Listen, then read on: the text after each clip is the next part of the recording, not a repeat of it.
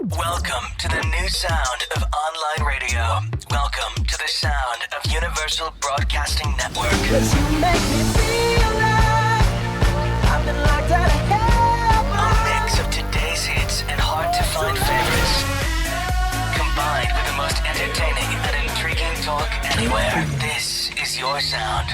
This is the sound of Universal Broadcasting Network at uenradio.com. Hello, everyone. Welcome to another episode of Rebel Hearts with Kristie Reeves. I'm so excited you're joining us again, and I'm so excited about the guest who is on today's show. We met about a good year ago at a mutual acquaintance book signing party event. And as some of you may know, I've been producing a documentary series called The Children of the Rainbow, which is all about giving parents, educators, anybody who works with children, resources, tools about how we can nurture the next generation of children in order to help them thrive. And our log line is actually changing the world by changing the way we raise our children. So when I met today's guest, she said to me, I said, what are you doing? And she said, well, I work with parents, and I also wrote this book called Parenting for Peace. And I said, tell me what the book is about. So she shared it with me, and it's pretty much exactly what my show was about, changing the world by changing the way we raise our children. And she calls it the Peacemaker generation. So I am really honored that she said she's going to be on Rebel Hearts and talk about the new generation of kids and all the fabulous tools and resources that she has that help us face that generation of children who is wired, I think that's the word, hardwired for peace. So let me tell you a little bit more about her. Dr. Marcy Axness is an early development specialist, parent coach, and author of Parenting for Peace, Raising the Next Generation of Peacemakers. Her areas of expertise include adoption, prenatal parenting, interpersonal neurobiology, and Waldorf education. Her question is always, how do our conventional parenting, childcare, and education practices affect our children's healthy development and potential? Marcy's passion is to focus on what can go right. How can we optimize our child's potential and do it in a healthier and more joyful way? She has a private practice coaching parents in progress, and she considers as one of her most important credentials that she has raised two peacemakers to share with the world, Ian and Eve. Welcome, Dr. Marcy Axness. It's so wonderful to have you on today's show. And there is so much exciting news and things that we can talk about. So we actually had a conversation yesterday and said, okay, what is it that we want to represent to the Rebel Hearts community? That is... because you're such an expert in so many areas, and there's so much wisdom that you're sharing with the world that your book holds. So we're going to go. Where to begin? For one thing, it occurred to me today that the whole notion of Rebel Hearts is very, very relevant in this current take a knee versus standing issue that's going on. Yeah. And it really goes to the heart of, and it goes to the heart of who we are and how our country was even founded. But if we get into talking about education, we'll talk about that. Yes, and you are a rebel at heart yourself. You shared with me yesterday. I really, really resonate with that notion of a rebel heart. Yes, I do. Yeah. So you want me to share that story? Let's share that story first, because Okay. Marcy told me this story yesterday. I'm like, you have to share that story on the show because it's so incredible and so amazing. Well, first of all, I will share that one of the, everything that I do professionally grows out of my own story, grows out of my own journey as an adopted person who became a mother and then wrestled with some of the challenges around that. And so it sent me on a journey, and one little piece of the journey was I connected with this wonderful woman, Lillian Bridges. Hello, Lillian, if you're out there anywhere listening, who does Chinese face reading, and she also does feng shui. And she did a lot of wonderful feng shui on my various homes. But when I first met her, she came and did a Chinese face reading. And for example, when she got to she started kind of at my ear, and she looks at my ear and she says, if you're really going to get back to your issues, your core issues, you got to go back to the womb. Wow. And I already had a sense that that was the case, but I thought, wow, that's cool. Anyway, as we proceeded with the face reading, she looks at my nose, and this has been an interesting nose. For those of you who can see my nose, it was an interesting nose to have been adopted into a Jewish family, a Jewish father, and so it kind of fit in. Everybody assumed I was Jewish. It turns out it's a Scottish nose, which I found out once I learned my lineage. But even more important than that, Lillian said, I finally have a name for that nose. She says, I've seen this nose come up several times. It's the truth teller's nose. It's so awesome. It's amazing. And I just, when she said that, I was like, oh my gosh, yes. And so that goes along with being a rebel heart, because people don't always warmly welcome the truth. Yeah. And so it's a challenge for people like you and me, I think. One of the things that we need to do is find ways of gently and compassionately sharing truths that may or may not be so easy to hear. Yeah.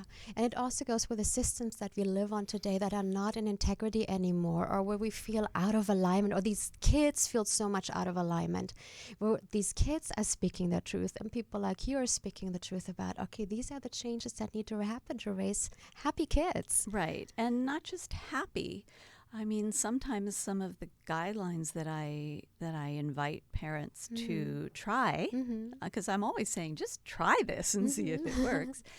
They don't always result in the very minute in a happy child. And sometimes there's actually something that I call the happiness trap that parents can easily fall into, abetted by many influences in our society. That is about keeping them entertained, keeping them happy, keeping everything all good, so we don't have a meltdown. And that's not all. That can end up painting you into a corner. Absolutely. So, before we go on to share about your parenting principles, I actually would love for you to share your own journey, because I believe every single person who has been here and everybody who I feel is passionate about what they're doing usually has a journey, and they have challenges that they actually overcame that got them to where you are right now. So would you share some of that with us? well, since we only have an hour, I'm going to nutshell it as much as I can.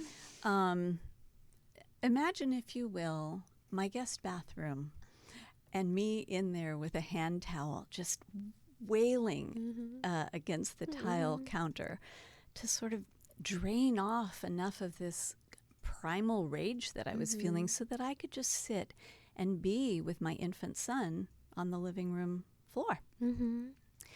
And, you know, on the outside, I had this J. Crew homemade baby food, exterior mommy and me doing all the right things. Everything perfect. Kind of facade going on. But behind that, I was really struggling. And I've always been a seeker, like always wanted to find out why. I think I was a born researcher. And so I went looking, and what I found out is, among many other things, when a mother holds a baby in her arms, or a father, the infant that she once was is right there too, with all of the hurts or unmet needs or losses that she had then that have not been resolved. You know? And for me, there was a lot. I was adopted, and I was adopted into a home that wasn't all that healthy. One of the things I've learned is that while my story was a little extreme, maybe compared to many, it is from the extreme cases that we learn important principles that applies to the universal.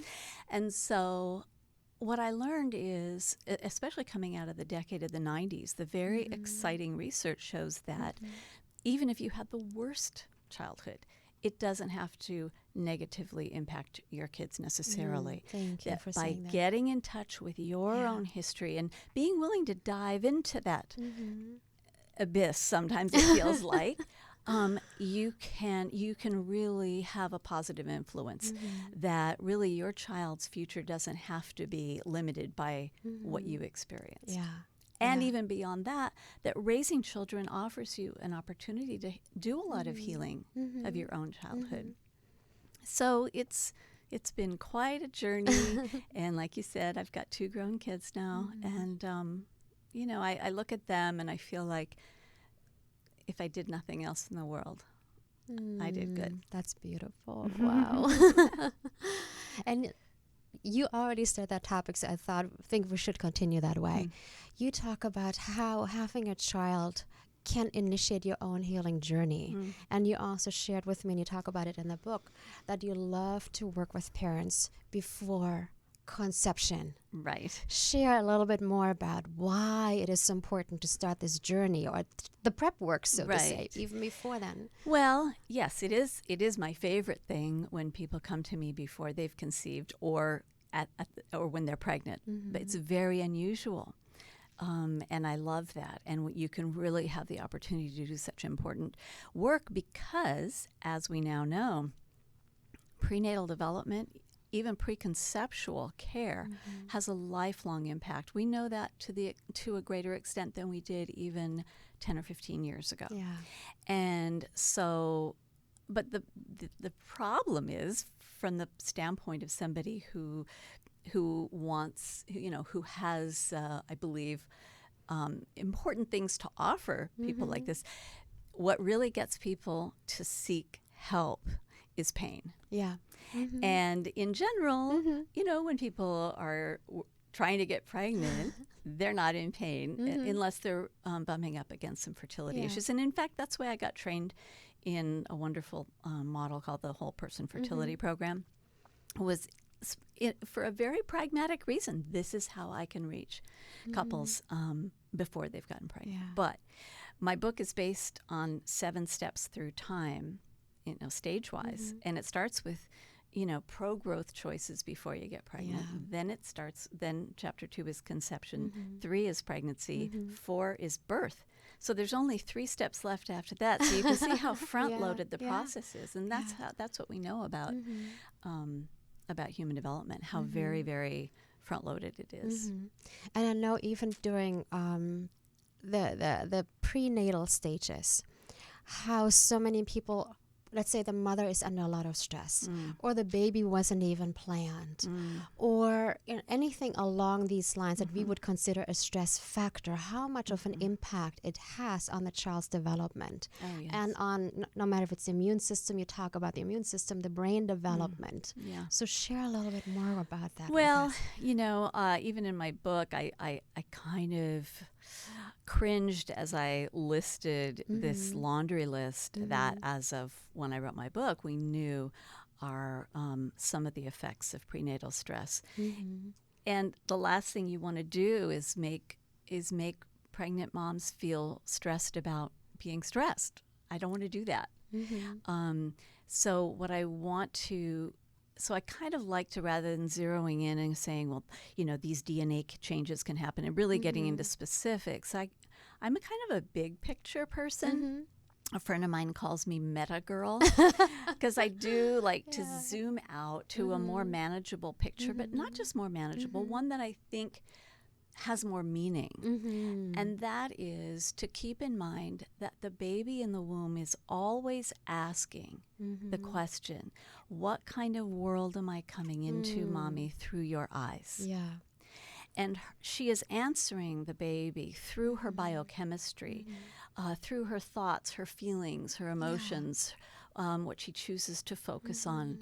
And so, and it's patterns of that. It's not just one, if you're pregnant and you have an upsetting experience, just a one-time thing, or a few during pregnancy, that's not what we're talking about. We're talking about unrelenting chronic stress. And some of the biggest ones are feeling unsupported, feeling unloved, feeling there's no safe space, no safe place for me. And these are really unfortunate situations. And so, but what's happening then is that the biochemistry of the mother is basically teaching the child it's a dangerous world out there. And it's nature at work. Nature's job is to create organisms that will be as well suited as possible for the environment into which they are going to be born. And so what more elegant way to do that than to wait till the baby's out? to teach them everything. Yeah. And so, in fact, I was just speaking with an adoptive parents group a couple of days ago, and we were talking about this principle. And this can be a real challenging thing for adoptive parents to hear. And I kind of say it's sort of like packing for a trip to Beirut, but then landing in Bermuda. Because the issue can arise, and it's very prominent in adoption, when the prenatal instruction does not line up with the postnatal world. Does that make sense? It absolutely makes sense. Yeah. And so, many adoptive parents have had the experience of, having all this love to give, but the baby not seeming like they can receive it, like they're on alert, like they're on defensive mode, and because that's what they were instructed that the world is like. And it doesn't mean that healing isn't possible. Healing and growth is always possible. From what we know about how plastic the brain is and how it responds to experience. So, and I love, because when you work with people before conception, you can help them set everything up in a way where we have, not that we're going to be in a complete bubble for 9 months, but where the stress factors are reduced. But let's say we have some listeners where like, okay, I'm pregnant, or I'm, what can I do, or want to conceive? What can I do to reduce these stress factors? Are there certain tools? Are there certain things they can set up for themselves where they can feel, okay, I can go into that and it's going to be okay? Well, again, referring to this whole person fertility program that I learned from the wonderful late Naravi Payne, who created the model. Again, and that's why I did a whole chapter based on it called Progrowth Choices, meaning exactly what you say. How can I increase? Really what you're doing is, how can I create a habitat within myself that is more friendly to life? I mean, that's really what it is. Nature's checking in with you to see, is this a good habitat for taking a shot on growing a life. When you boil it down to kind of a biology, in a way it can depersonalize it, because fertility issues are very challenging. They can be so heartbreaking. They can erode, men and women's, some of their core sense of being capable, being good enough, being all those things. And so, what can you do to reduce stress? Well, my goodness, that's a Google answer. Let's not take up our time here with that. But, meditation, yoga, those are some classic ones. And those are ones, especially meditation, easy to say. Not so, it's simple to say, but not always easy to incorporate into a life. Especially these days where there's so much competing for our attention. Pings and pongs and bleeps and beeps and Facebook alerts. And, it's very challenging. It's challenging. And we're so externally, I think, feel imprinted where we are nonstop. It's just like go, go, go, go, go. And even our relaxation looks like sitting in front of the television to at least go a little bit into the alpha state and relax. Right, except for when you relax in that alpha state. And I'm speaking to myself as a major TV addict. And, I think I revert back to television was a great source of comfort to me in my preteen and teen years. And, you kind of revert to what's familiar, right? Yeah. But you do have to recognize, and especially thinking about your children sitting in front of screens, that yes, you're kind of in this alpha state, but basically what's happened is your powers of discernment have been turned off, and then in comes all of this stuff via the commercials. Now, luckily with DVRs, whoever even watches commercials anymore? Don't tell Dish. Anyway, but yes. So, do what you can to reduce your stress. And then there's certain dietary, things that have been found in the last 15 years when women stopped reducing all the fats, when they changed out their low or non-fat dairy products and yogurt for full fat, their fertility numbers came up, things like that. It's It's all in the pits in book. our Not diet. that. Perfect. So share with us about your 7 principles of parenting, because I think they're amazing. Well, the book is, like I said, it's based on 7 steps through time, starting before conception and going up through adolescence. And then it's also based on, so that's the sort of the horizontal axis, and then the vertical axis is 7 principles to apply at each of these points in time. And the principles, they kind of came to me organically many years ago, but as I started to line them up, it was a happy coincidence that they spelled out, that the first letters of them spelled out parents. Otherwise, in any of the many interviews I've done like this, I would never remember them. I'd have to look at a cheat sheet, which I don't, thank goodness. So the principles are presence, which actually we were just talking about, are we able to be present? And that's, it's more and more challenging with all of these external things grabbing for our attention in this attention economy. So awareness. Awareness is really what your viewers are getting right now. Awareness is, to a great degree, the book learning part of parenting. Really learning about, for example, brain development. What your child looks like under the hood of the brain at age 3 or age 7, and why they aren't little mini adults, and what that means in practical ways of how you interact with them. Okay, rhythm. R for rhythm. Rhythm is a great secret hack, if you will, for parenting. The young child, especially up until age 7, thrives on a rhythmic day. This is when we eat breakfast. This is when we take our nap. This is when we take our walk. The more that we can build that kind of predictability, regularity, and rhythmicity into life, daily, weekly, the easier parenting becomes, and the more joyful, and the fewer power struggles you get into, and that sort of thing. So that's PAR. E is example, the power of example. We are mammals, and I find in many ways it helps to remember that, and that instructs us, certainly around birth. We need to mammalianize, not humanize birth. We need to mammalianize birth more. But so the most powerful form of teaching and of learning in the animal kingdom, certainly the mammalian animal kingdom, is example. So it's the old saw, do as I say, not as I do. That doesn't work. Don't even try it, parents. Don't try that. It'll backfire. So, I talk about, I invite parents to look in the mirror and ask yourself a rather daunting question. Am I worthy of my child's unquestioning imitation? Wow, that's powerful. That's powerful. Yeah, and it is daunting, but I'm a pragmatist, okay? I'm a realist and a pragmatist. I don't nice things up. And so the fact is, whether or not you can answer yes, that is what you're going to get. Okay, so just know that. So that's example. N for nurturance. And nurturance, it's debatable whether it's even a word. Some dictionaries include it and some don't.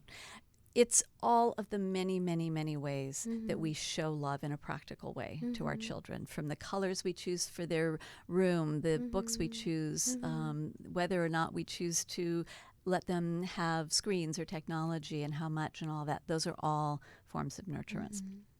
T for trust. T and S are really the most subversive of all of the principles. Trust and simplicity. In a world that is constantly urging us to not trust ourselves as parents, to not trust our children, to not trust in their unfolding, and to not be simple. To buy, and then throw those things away and buy some more and get this gadget, and gizmo. And it really clutters things up. And when we can reduce, and when a wooden spoon can be a ship's flag or a king's scepter, I mean, that is power in its most kind of elemental, enriching form for your child. And so, I say that this book may have innocent little cookies on its cover, but It does. but it really is subversive, some of it. It's really calling for a revolution, and that revolution is an awakening to your own power that comes from within, not from without. And that comes back to the rebel hearts. In a way, it's really about cultivating your own rebel heart. And in a way, we're changing so many paradigms. And quite a few of us might go, I had amazing parents, but the new generation requires different parenting that we might have experienced, that our parents might have experienced. And where are we getting these resources from? And sometimes there are resources on the internet, but it's just like too much. Or each single person, I feel like we all have such an individual energy. Every single person is different. Every single child is different. So we cannot go by cookie cutter formula, as I want to call it, in a way, right? Right. Well, you've just articulated one of the biggest, I think, one of the pitfalls. I call the big three challenges facing parents, again, from sort of a big picture perspective. Too much information, too many choices, and too little confidence. And so the too much information thing, I mean,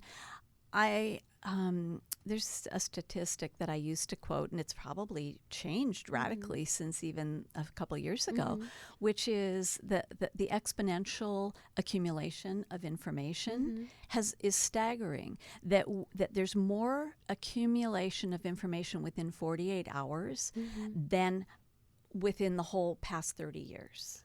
It's and that was 3 or 4 years ago. So who knows what it's like now. So it's staggering. You mentioned parents go on the internet. They don't know what, there's wonderful information. Don't get me wrong. And a lot of times, like when I said Google how to reduce stress, I often will tell parents, especially when I'm in a very short time with them, I'm not going to waste your time talking about stuff that you can find elsewhere. I really try to specialize in the stuff that you're not going to hear elsewhere.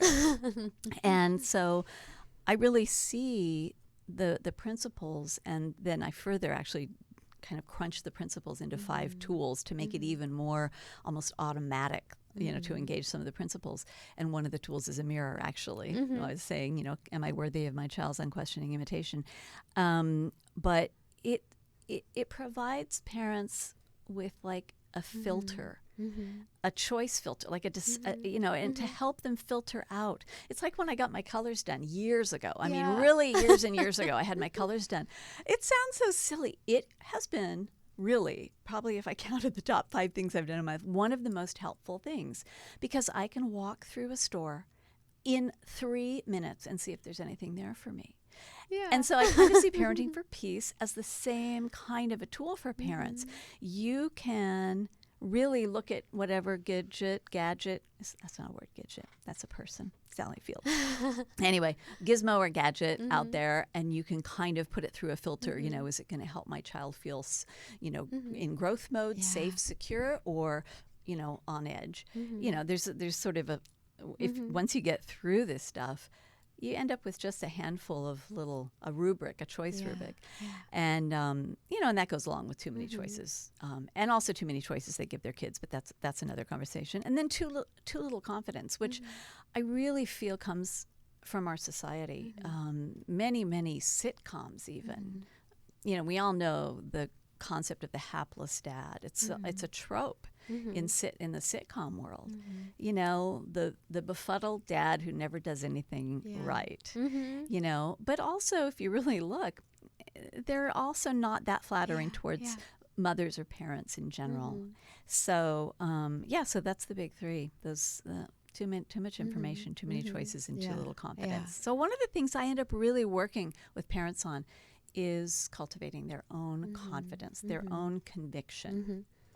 So here's a question, because you talk so much about teaching children how to awaken to their own power. Parents to their own power.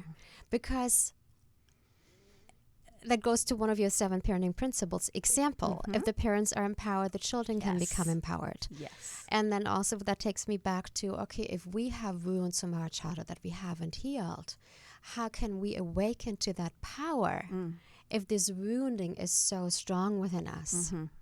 Yeah, well, presence. Principle number 1. First and foremost, being willing to be with it. I'll use my example. I had, before becoming, actually, while I was still pregnant with my son, my oldest child, I had a career in the television industry. In fact, I used to work for 6 years right across the street at CBS Studios here. And I absolutely could have sidestepped that whole challenge, gone back to work, gotten good care for my kids. I'm sure they'd be fine. I chose to step into it, like I said, kind of step into that abyss. And it is scary. Dan Siegel, who's one of the real pioneers in the world of interpersonal neurobiology, he, along with a partner whose name is going to escape me for the moment, she runs a preschool in Santa Monica, though, or did, they wrote a book called Parenting from the Inside Out. Amazing. And it really was about this, how healing your own, and not even healing. Healing is such a, what do I want to say, sort of just an abrupt word. It implies there's a moment, or like you're healed. Okay, now you're done. My mantra, having done years and years of different kinds of therapy throughout my adult life, always healing, never healed. Yeah. It's a process. You're just always becoming, right? And sloughing off some other layers of pain and then growing some more. It's a little bit of very, transformation. yes, it's not Yeah. neat and clean. Yeah. It's not black and white. It's full of gray areas. And so it's really, what they write about, it's not so much about getting it fixed, getting it healed. It's about being able to be with it, being able to confront the fear. And it is very challenging if you, especially depending on what kind of a childhood issues you had.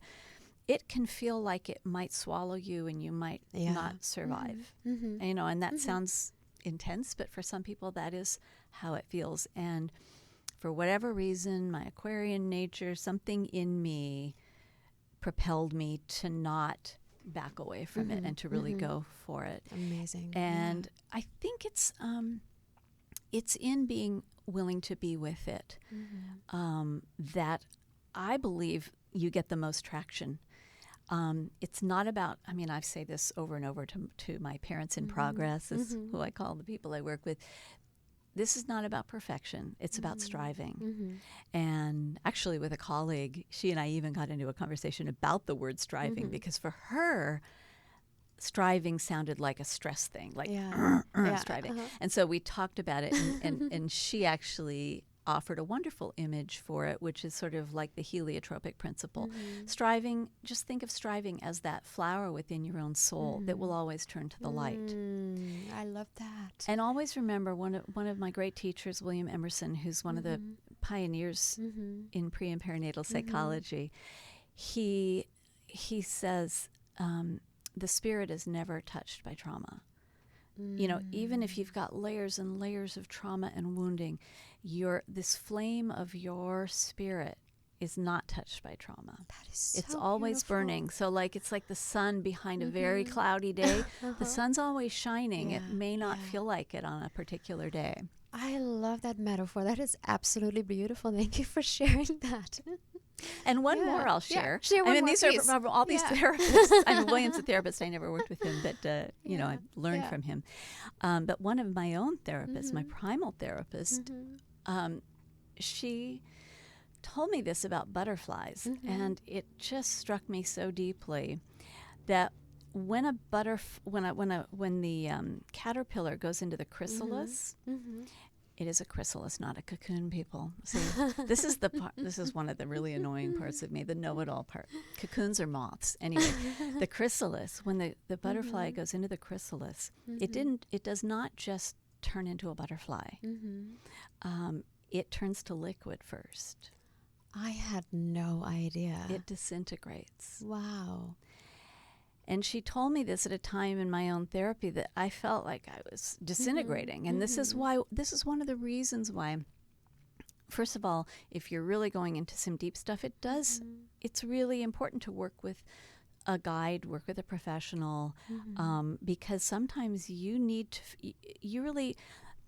I remember asking her, here I was, all my issues came, so many of them came back to adoption, but that never came up in my very first bout of therapy when I was 21.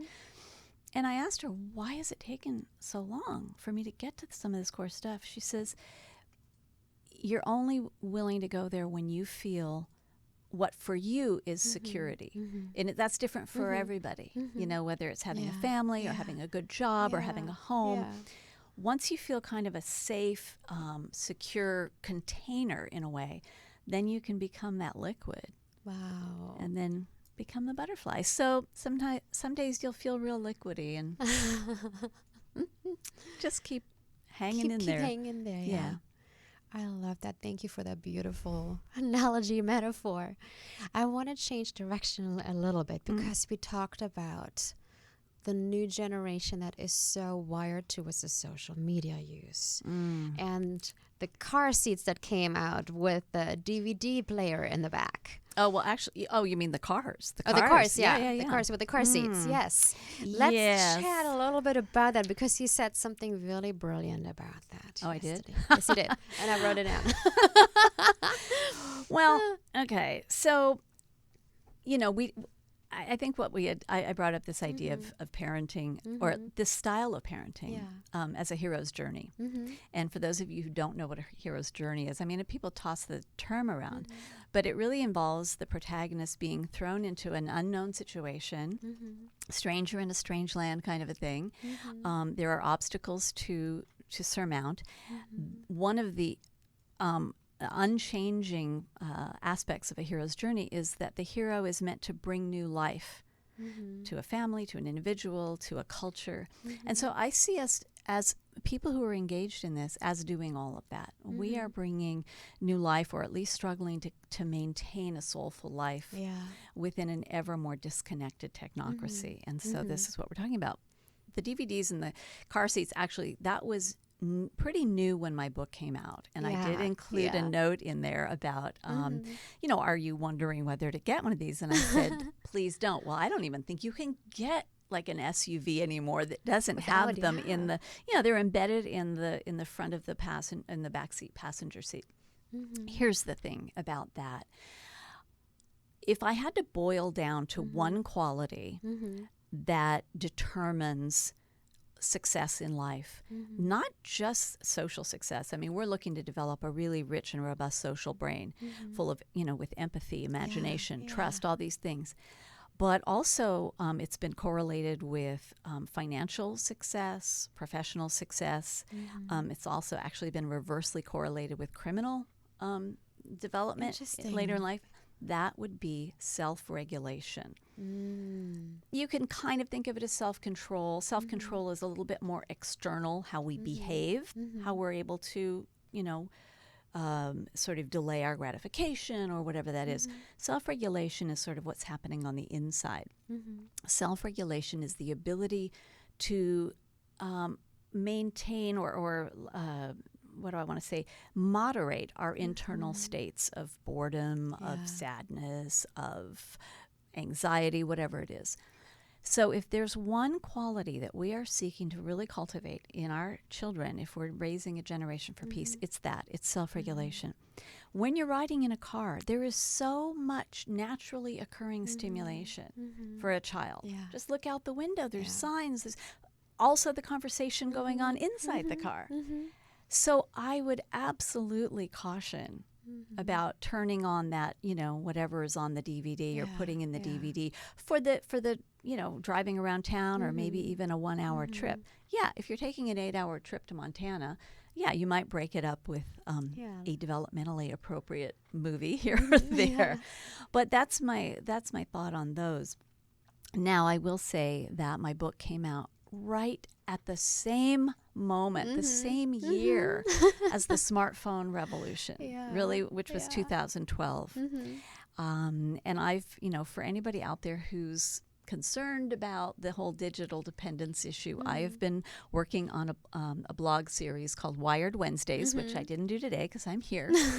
We're wiring the Wednesday on here. Hello to the Wired Wednesday people if you joined me, because I let you know we were doing this. But Actually, my latest post is specifically for parents and how parents, you do have the power, again, through example, to demonstrate a responsible and healthy use of technology.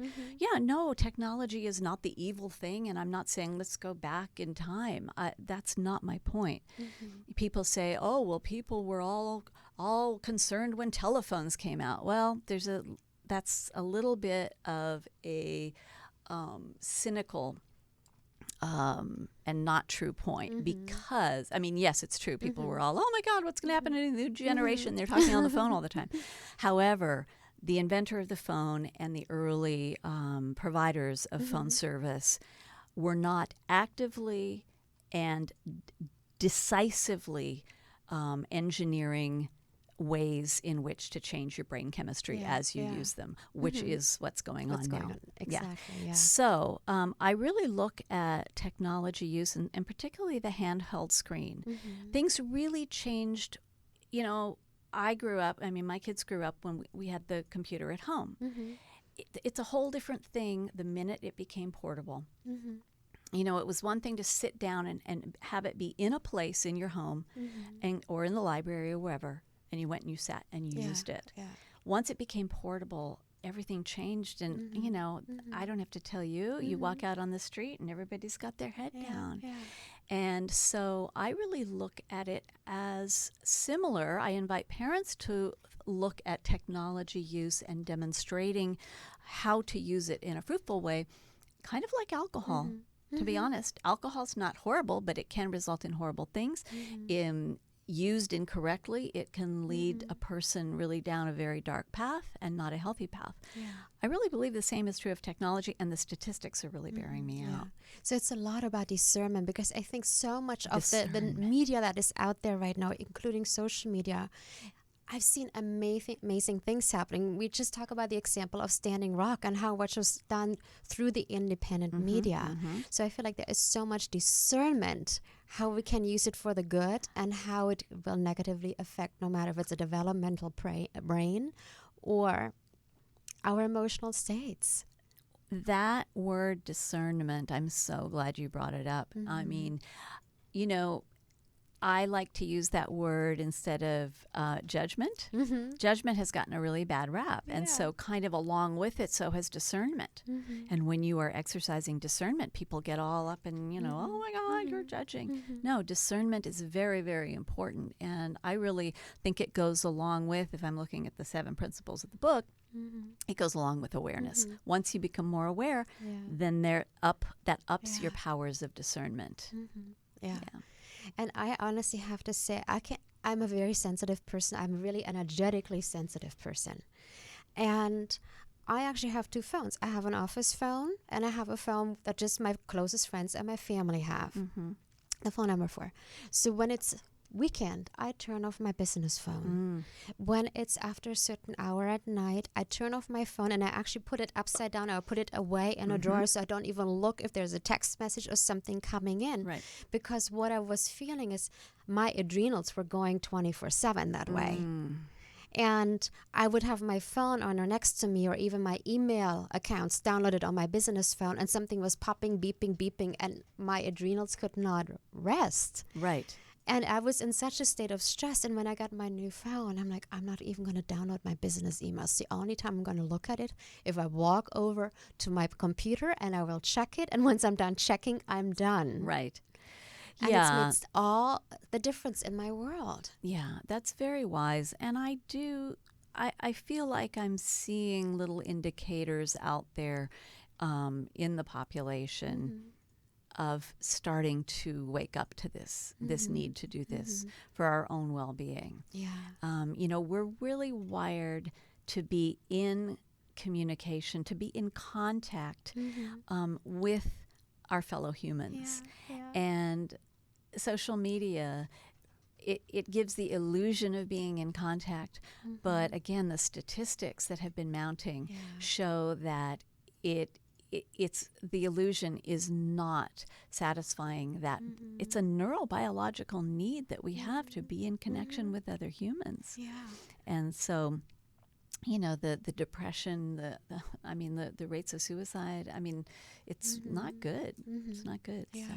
Talk a little bit more about what you just said, that personal interaction. How, when we look at children developing, or even the teenagers, and community, tribe, personal interaction compared to just sitting on the computer and doing Facebook and Instagram. Right. Well, we are designed to be,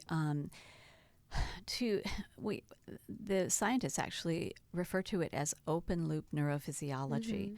Like you and I right now, if somebody were to look at brain waves, we are kind of a single biological system right now, as crazy as that sounds. I mean, it's really quite science fiction-y sounding, like mind melding. But that's how we're designed to be. That is how we are designed to, what I was mentioning about self-regulation, to regulate our internal states.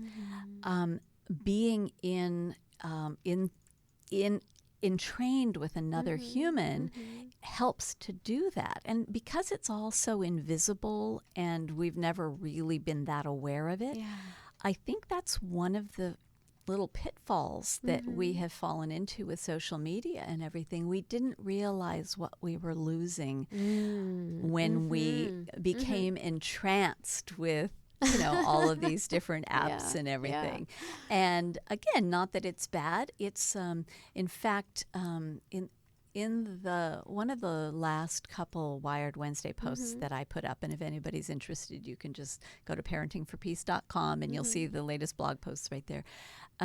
It talked about how the research shows that threshold, the critical mass, tends to happen right around 2.5 to 3 hours of use per day. Oh, interesting. Yeah. So, if you're going to be looking at social media, if you're going to spend maybe 20 minutes 2 or 3 times a day, you're probably fine. Now, then we have to talk about the developing child whose brain is just developing. I mean, to me, the less exposure, the better. Because this is when they're developing their whole internal repertoire of imaginative, of imagination and their own unique individual thoughts. And so the more that we give them sort of prefabbed versions of that, and back in my day, my old-fashioned parenting day, that was through television. Now it's social media and such. Who knows what original native thought or gem might have arisen, that is going to be supplanted by that, kind of prefab thing. Yeah. And I feel this is a perfect note to finish. Creativity, imagination. And you spoke of using fairy tales in order to get kids' imagination going. So let's finish on that note. Well, when I tell parents that Grimm's fairy tales are wonderful to share with their kids, they're like, oh my God, they're so awful and so gory. And the point about fairy tales is that and I'm talking about the original ones, Grimm's fairy tales, not the niced up ones. Not the new Frozen. Right. Those don't even qualify as fairy tales. They were created very mindfully and with a great deal of what I would call sort of esoteric knowledge to engage very deeply with the archetype of the psyche. And so they're full of symbols, numerical themes, repetitive rhythms, all of this that really have deep meaning for children. Yeah. So it's not so much that they are designed to ignite their imagination, but they will definitely engage it. Yeah. Absolutely get a book that does not have illustrations. You were talking about... I know. I was stationing with Marcy yesterday. I have to come to see, my mother bought me this fairy tale book with the Grimm fairy tales, and the pictures were so horrible and so scary that she had to staple some of the pages together because I was scared reading my fairy tales as a little kid. Yeah. here's the interesting thing. A child, even if the fairy tale, which they do, includes a brutal scene, a child will never out of his or her own imagination create something that is too harsh or too intolerable for them. And the thing is, even the youngest child knows that there's dark and light in all of us. And so when we try to give them this Disneyfied version of life, that everything's good and there's a fairy behind every flower, they know that's not the case, and they actually know that they even have darkness within them. And so when we give them fairy tales, it can be very reassuring because it gives like a home for that aspect of them. They go like, oh, they can. It's basically acknowledging what they know to be true. And so, in general, the body of Grimm's, they're good for children 6 or 7 and up. But there's also a few that are really good for even 4-year-olds, and there's some that are seasonal. I have them, they're in the book. Some that, actually, I'll share the fall season since it's the fall season. A great one for even the littlest child is The Three Little Pigs. That's a great fall season tale. And so, check that out. And the thing is, your child will come up with will have their favorites that they ask you to read over and over. My daughter liked me reading her Grimm's fairy tales till she was into her preteens. Wow. Yeah. That's amazing. Yeah, it's really, that's one of those examples of things that you're not really going to hear anymore. One of the things, don't explain the meaning of the fairy tale. Because then that robs the child it robs them of that experience of bringing his or her own soul and imaginative powers to it. And don't explain it away with any neat explanations. No, there's no such thing as a beanstalk and a giant and a Rumpelstiltskin. No, you just let it sit with them. Yeah. Did I tell you that I was born in the same city as the Brothers Grimm? No. Yes. I remember as a child going to a movie about the Brothers Grimm. I wish I could. I can still see some of the pictures in there. What city was that? It's called Hanau. It used to be a big military base, so sometimes Americans know about it. It's close to Frankfurt. And there's a statue on the marketplace that is still there. And the Brothers Grimm, one is standing above the other one who's sitting reading a book. And according to the story that goes around, they trade places every night at midnight. Oh, have you noticed this? I always kept checking as a little kid. I'm like, did they change who's sitting today? But so I grew up in a small town in Germany with all these Grimm fairy tales, and we had them on tape where people were reading them to us, kind of like Audible today. Let me close my thought about the fairy tales with this idea that it is suggested, it is commonly understood that the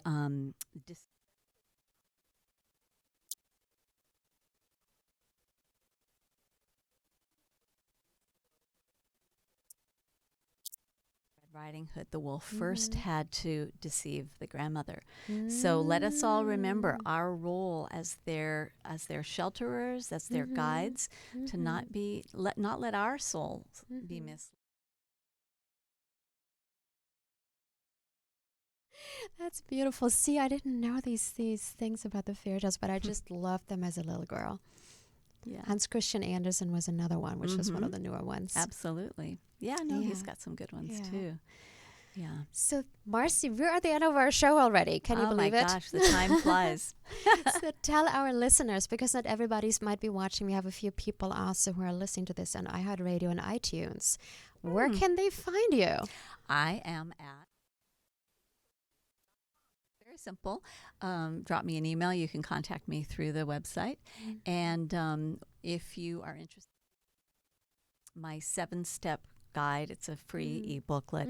It's a guide to helping your child release stuck behaviors. Okay. And it's about using sleep talking with your child. It's a mind-body tool that's very unique and very effective. Yeah. Amazing. Amazing. I want to thank you.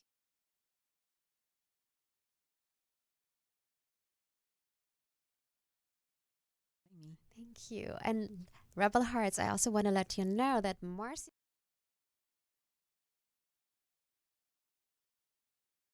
I forgot the exact dates. It's towards the end of January, so we will for sure announce it on the show, so you can also watch it because there's more juicy content in that one. And I thank you so much for joining us today. I hope you are as inspired as I am after this interview. Go out, raise that next generation of peacemakers, and remember to rebel on. And we'll see you again next Wednesday at 3 p.m. Pacific. Shows that make you laugh. Shows that make you think. Music that moves you. It could only be one place. Universal Broadcasting Network. Tune in at ubnradio.com.